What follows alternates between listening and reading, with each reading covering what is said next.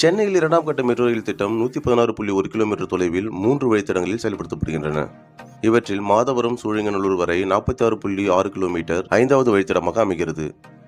இந்த வழித்தடம் ரெட்டேரி சந்திப்பு, வில்லிவாக்கம், வலசரவாக்கம், போரூர், ஆலந்தூர், ஆதம்பாக்கம், வானவம்பேட்டை, புழுதிவாக்கம், கீழ்கட்டளை, மேடவாக்கம் சந்திப்பு, பெரும்பாக்கம் வழியாக அமைகிறது. இந்த வழித்தடத்தில் 39 உயர்மட்ட மெட்ரோ ரயில் நிலையங்களும் 6 சுரங்கப்பாதை மெட்ரோ ரயில் நிலையங்களும் அமைக்கப்படுகின்றன.